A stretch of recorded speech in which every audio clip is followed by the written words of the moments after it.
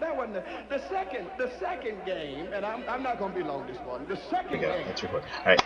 Welcome. This is episode 3 of 5 Questions with Eric. Here, let me do that. There we go. It's a good angle. Yes. So I look a little older. This process of being an opera singer has aged me. No, I'm kidding. We're obviously in makeup. With me tonight is Luke Scott. That's his real name, Luke Scott. And tell us what you're singing. I'm singing the Bonds in Madame Butterfly. Here with Saltmarsh Opera. Thank you. At the Pequot Museum on the reservation of the Foxwoods Casino. Wow. Yes, we are very close to a casino. So we are gambling with our voices. No, I'm just kidding. Everything we're gambling. We're gambling with everything but money. We went to Fuddruckers and we just see what happens. Shh, you didn't hear that. Okay, question number 1. So you are a baritone, correct? Yeah. Mm-hmm. As a baritone, do you find do you classify yourself? Do you call yourself a lyric? Do you call yourself a bass baritone? What do you call yourself? It's a really good question because I started studying voice and my first teacher said, you're some kind of a bass, you should study bass repertoire. Mm-hmm. And I did. And then when I got into the teacher that actually solidified a really good technical understanding for me, we went into baritone repertoire and she really got me to sing baritone repertoire. And so it was like, you're a baritone, you should be like a meaty, virile baritone. So then I was singing a lot of that. But then I've gone back and forth since then between baritone and bass baritone repertoire. And I think that, in fact, I'm probably a bass baritone that's been doing a lot of fishing back and forth. So for a while now, and I still just call myself baritone because it just leaves things. When you start saying you're a bass or a bass baritone, somebody wants to classify you. If you say you're a high baritone who sings much of high baritone repertoire, they automatically think that's your thing. So I just said baritone and I sing a handful of bass baritone and a handful of baritones. Very good. That's funny because I call myself a baritone as well, and let people kind of decide what I offer sort of medium weight baritone stuff, but let them decide what type of baritone. I mean, I know what I am, and I know what I sing well, but okay. It becomes it's such a. I mean, every voice I think that every voice would have the same issue, but for some reason it gets pressed upon more with the baritones as to like, oh well, are you this kind of baritone or that kind of baritone? They can't just. They have to. They want to put you in a box somewhere. And nobody puts baritones in the box. That's the new catchphrase for 2015. Nobody puts baritones in the box. Next year's T-shirt. Next year's T-shirt. Forget barahunks. Sorry, barahunks. You've had your time, but now it's barabox. And now it's I'll edit that part out. Anyway, question number 2.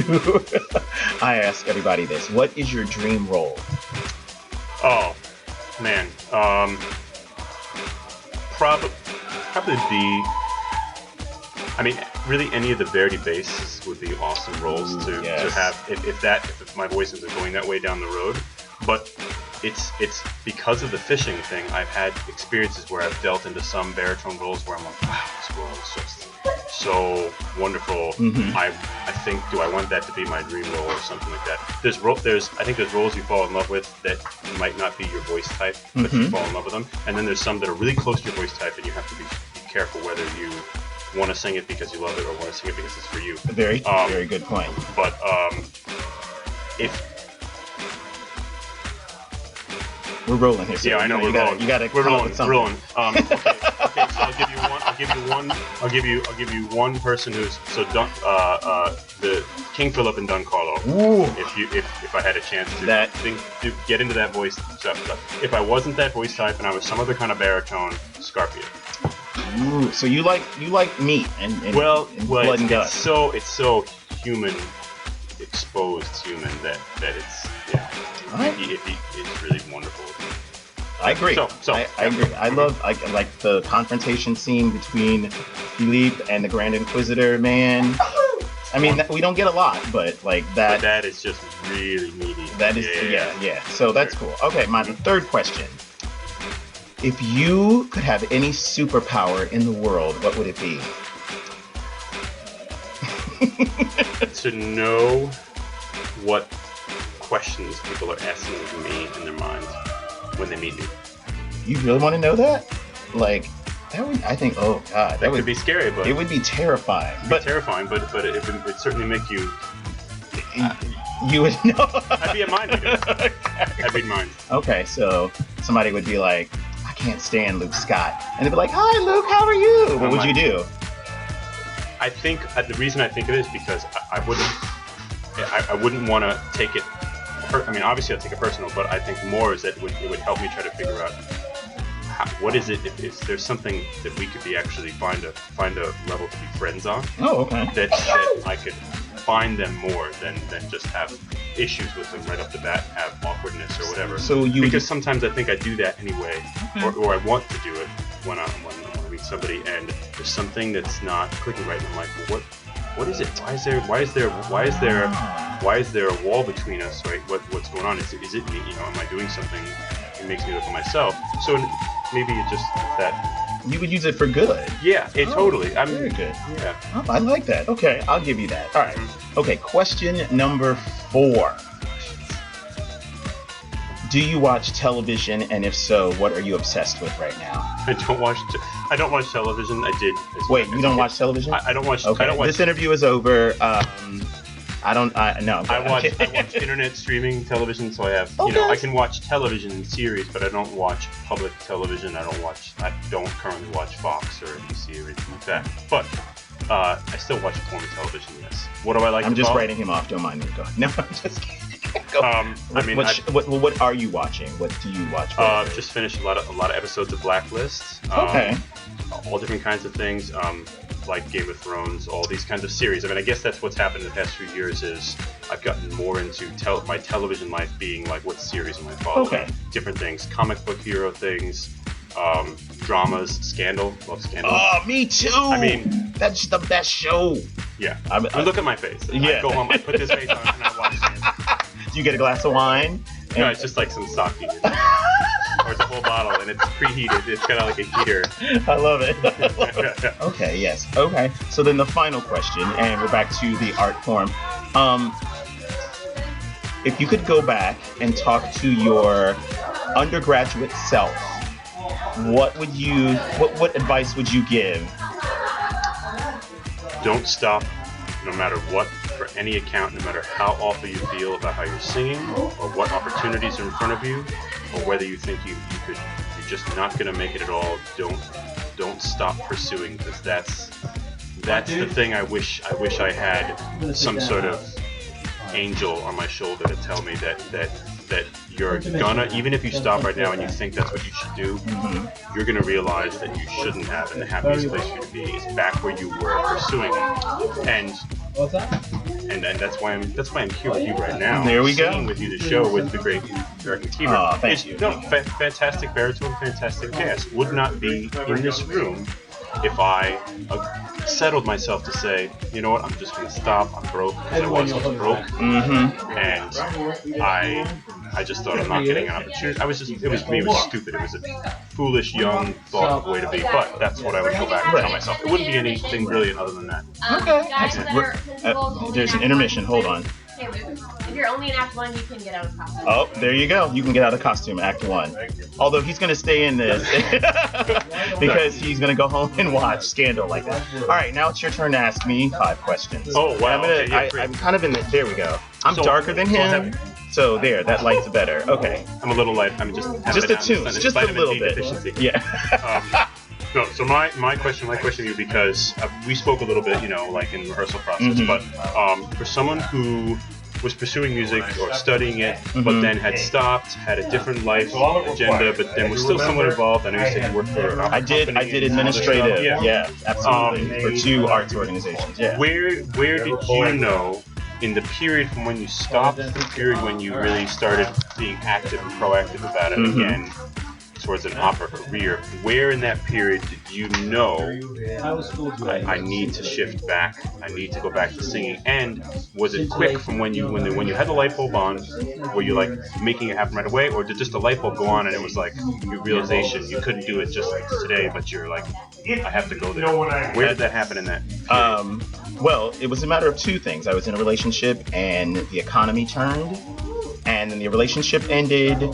The job that I had, there was a security that was gone, and so I ended up sort of lost. And I have to thank, if you don't know the soprano Ottilie Graham, I am publicly thanking her because she was doing Turandot in a production at Opera Columbus, and it ended up that they needed a Mandarin. I stepped in. The artistic director asked me to step in, and she pulled me aside and she's like, "Why aren't you singing?" And I didn't have an answer. I had no answer, and that sort of got into my brain. And then I had an opportunity to do a national tour of Porgy and Bess, and I had like a few days to decide whether I was going to do that tour for 6 months or stay in my job and be sort of good at it, but not necessarily fulfilled. And I decided I'm very impulsive, which is kind of a necessity in this business. It's very much a necessity. It was the expression "leap and the net will appear" was really playing over and over in my mind. So I left, and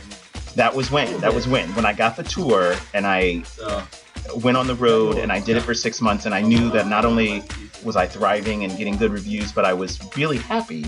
That's when I was like, okay, I'm a singer, and no matter how much I try to run away from it, I have to do it. And another friend of mine, her name is Adrienne Danrich, imparted me with the advice: sing to express, not to impress. And that changed, because I used to have a lot of stage fright, and that changed everything about how I approach singing. And I stopped singing to please people and started singing for joy. And that turned it, and I was able to turn that energy that I was projecting around. So that point, that moment really kind of like dominoed some things. Oh yeah. Even though you probably had something in the back of your mind floating there and that, but it was absolutely, as far as making a life change, because there's probably a lot of people we who are maybe listening, people we meet, friends we know, fans who watch us, who have maybe the same total love for this thing as we do, but either their life didn't quite get so close to where they said, okay, can I leap? Right. And hope for the net, or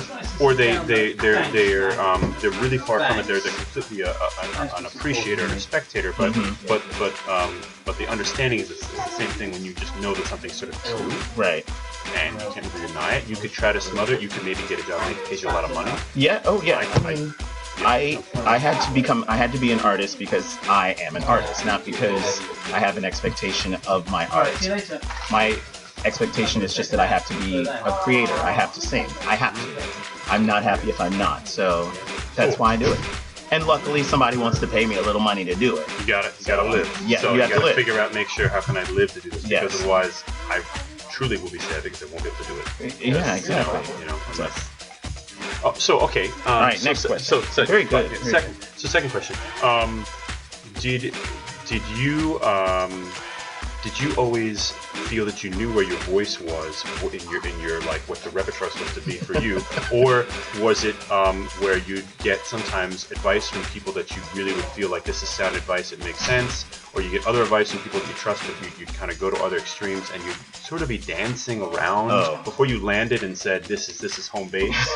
Yes, and any baritone or baritenor or bass baritone, a lot of people confuse richness, color, depth of tone with repertoire. Absolutely, yeah. I have a darker colored instrument, and the size has grown because of technique. But initially, when I was younger, people were trying to sort of push me into bass baritone. Some people thought I was a tenor because I had high notes. And I did a competition, and half the judges were like tenor, half the judges were baritone. And luckily, one judge pulled me aside and said, "Well, what do you think you are?" And I said, "I think I'm a baritone." He goes, "Well, there you go." And he's like, "Now you just have to figure out what repertoire not only suits your voice but your personality." And that was liberating because, I mean, the freedom that was given to you from someone being on your side saying, you know what, you know your voice, don't doubt it just because people say this is good and this is good and this is good. Well, and if you look at anybody who is having a successful career, a long-term successful career, not just a flash in the pan, they all none of them sound like anybody. They sound like themselves. Brent Terfel sings Scarpia, sings Figaro e Nozze, sings, Sweeney Todd, and what he does. His voice is not necessarily classifiable, and he doesn't sound like the baritone that sings, Die Todesstadt, but he has his own sound. And I think as young singers, we often get kind of lumped into categories that, because everybody wants you to sing what they think you are, but you have to trust your own instincts. And so, like, I sing Puccini, but I also sing Rossini because for me that works vocally. Mm-hmm. Not every baritone that sings those reps likes to switch in and out. Usually it's one or the other. Right, and but that's just me because I had to embrace not only what I can do but what I love to do. So and I think in the long run it's what's going to will give me a lasting career because I don't have the same package that everybody else has. I'm not, I don't look like you, and you don't look like me. But you look a whole lot like these other characters that I can Exactly. Which is why they need to hire both of us. Exactly. Ta-da! All right. And, no, not yet. Next question. How would you be happier with a schedule? Let's say let's say you have a nice calendar of productions, and they're all really wonderful. They're wonderful people to be working with, and they pay enough so you can live, and it's not like a weird worry or. Right. Would you be happier having a schedule that has you really almost out and about in the singing world, say 10 months of the year doing all that, or is that you're the type of person that isn't truly happy if you don't have a certain amount of like home life, like normalcy, let's call it, because really most people like live at home. Right. And if you think, well, I'm successful and I've got 4 Sharpleses this year, and right. and you're gone literally 10 months of that whole year. Is that where you'd like to be, or is it a plan? Do you have a long-term plan saying, well, I'll do that kind of on-the-road thing for now because I can do it now, and later on I'd much happier having a normal life where I'm doing only certain productions that are great for me and great for my voice and all that. What is your preference? I mean, right now, and I have a friend that makes fun of me. He's like, "You'll sing for a quarter," because I'm very ambitious right now, and considering that I got back into singing 6 years ago from where I started with, after finishing the tour, I didn't have anything lined up. I had nothing lined up to now having a good schedule, and I am on the road a lot. I don't want to be on the road 10 months. 8 is okay. So there's a line there between because some people are really happy and really at home. They've been on the road their whole life, but some people are happy with just sort of producing their opera career almost constantly, right. And every so often being home, once in a little, weekend or something. But then other people really can't function that way. They might be fantastic singers, right? But they need a certain amount of that. And that's a wonderful example is Hey Kyung Hong. Like, she's a phenomenal artist, but from what I've heard, it's like she likes her life the way she likes it. She sings in New York at the Met. And maybe a couple of engagements here and there. And, I would love to get to the point where maybe there's 5 or 6 major gigs I think that's in the year. And the rest of the time I'm at home, enjoying my husband, enjoying my cat, and really... More of the, life American dream thing. And I would love that balance. I mean, and I think I honestly believe if I could sort of project myself into the future, I think that's where I'm going to be. I'm going to have, my aim is not superstardom. My aim is sustainable work with great colleagues at great houses. And so that's every day, that's my intention. So, and I feel like I'm on that path, and that feels really good. And it's important that I have the support system at home. Like, I mean, we try to find so many ways. We call each other, we text, we stay in touch. We stay connected and grounded because it's, they're not. There's a sacrifice for what we do. I mean, you live in Connecticut, but I mean, you're running all over the place. Luckily, right now, Eric lives in Connecticut. I live about 45 miles from where we are right now. And lately, this year, I've been doing gigs in Connecticut, New York. So between Boston, New York, Connecticut, I kind of can run around and do this. But it's only a coincidence that I'm doing this. And even now, I'm still gone from my house so often. Exactly. Right. It's not really the way I'd like to do it, but I'm on the same plane as you. Is that right now? I'm not going to sing I'll sing for a quarter if it's like a really big quarter. Exactly. But I'll probably I'll take the same quarter he gets. Exactly. But I will do it if it's going to be. I know it's going to be with good people. Exactly. And it's going to be a worthwhile production. And I'm going to be showing up and having to sing. Even the Bonds, which is 3 minutes of fame.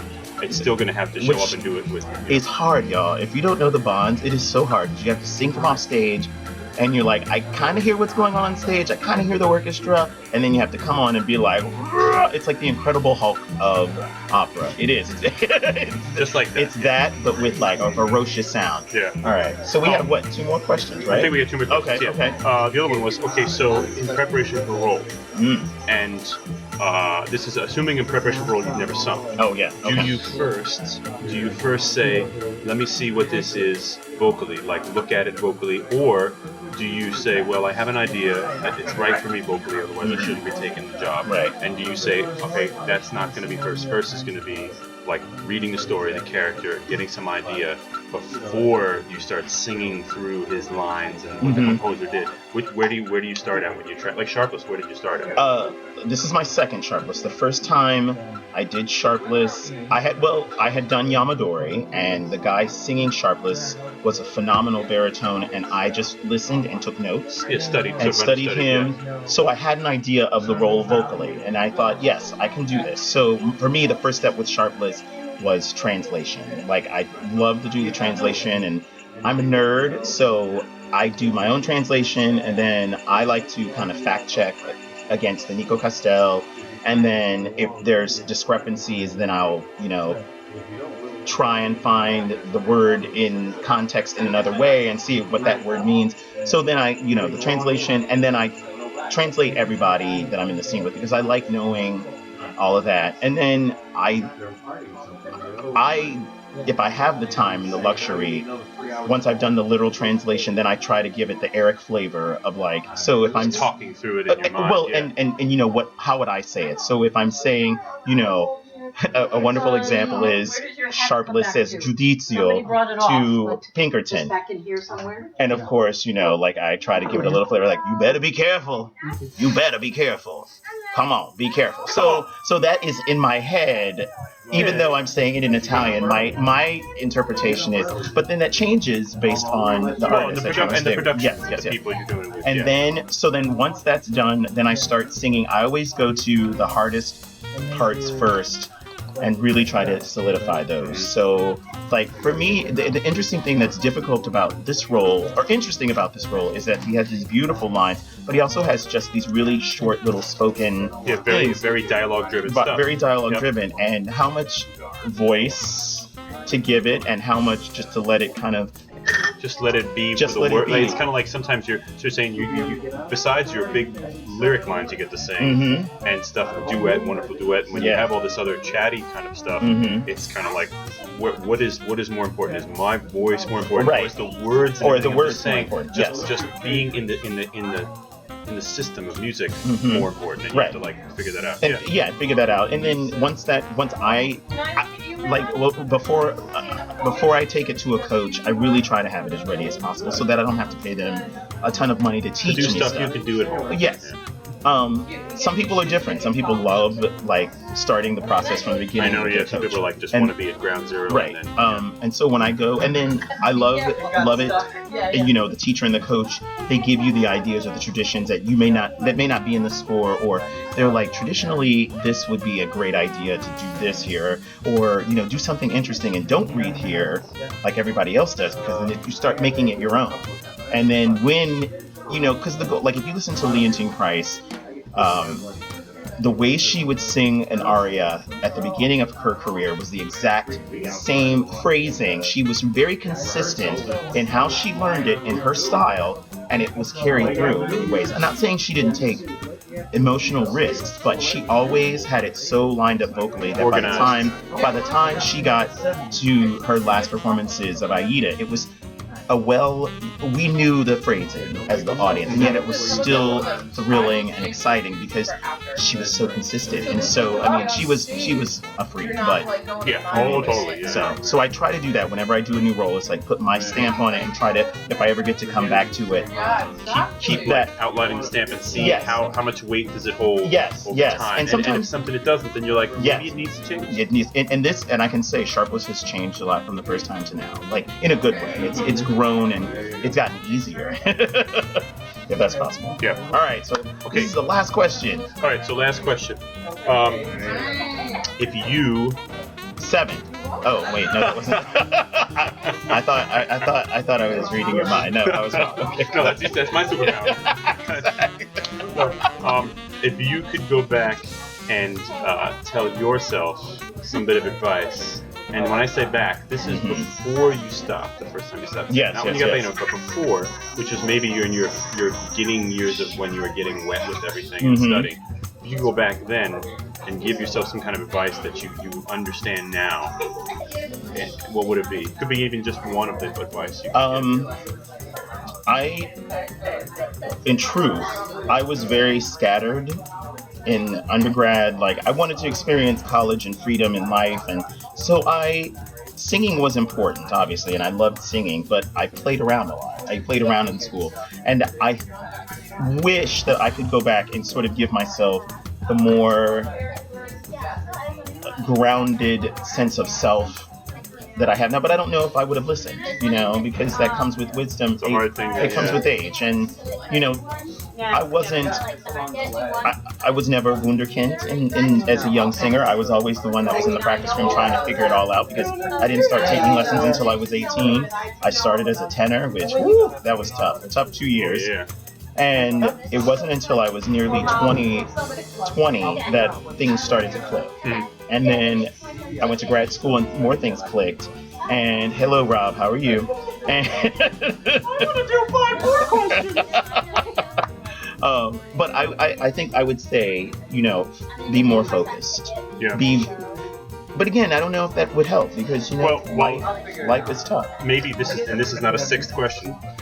Maybe more as a bit of a summary thought, and it's not because whoever might be listening is looking for answers. Right. It's just that maybe this is something you could agree or disagree that because of the nature of what this business is like now in this generation and versus the way it was 40 years ago, the amount of work and dedication and just the intensity of what you deliver has to be at such a high level for you to live in it and make money and work and live in it, that kind of grounding and focus is probably pretty necessary unless you're one of these just sort of oddball wunderkind. They just wake up and they know how to sing. Yeah, or even beyond knowing how to sing, that they also have these incredible great things that link them to more and more people. But that's generally speaking, even though the most successful people I know are ones I would call really lucky, that still wasn't like that. They were always working and singing. And so that I guess I'm getting at is we agree that maybe it's healthier than the C-swirl. That the opera world takes that much planning and focus and energy, and not just flash in a pan, but like a sustainable push. Absolutely. Performing. I mean, as we know, it's a superhuman thing that we do, and more people are being trained for fewer and fewer jobs. So we have to be so great at what we do, and even to sing at the level that we're at now, you have to be great. You can't just be good anymore, because everybody's good, and you have to be great, and you have to love it so much that nothing's going to stop you. Nothing is going to stop you. And it's, if you don't have that hunger innately, then, and that's okay, but it's opera doesn't owe anything. So if you're doing it and you're not 150% sure that it's for you, then maybe it's not. And that's okay. That's okay. Make room so you and I can get hired. Yeah. We'll send you plenty of videos of that. I want to know. Tell you what's going on. Well, I have to go because we're starting Act 2. Oh, that's right. And I'm actually in Act 2. Yeah, and beautiful trio. Yes. All right. Great, man. Hey, man. Luke Scott, fantastic. Baritone, bass baritone. Fantastic voice. So, thank you for joining us for 5 Questions with Eric. Bye. Oh, wait. There we go. Bye. Oh, yeah. Okay.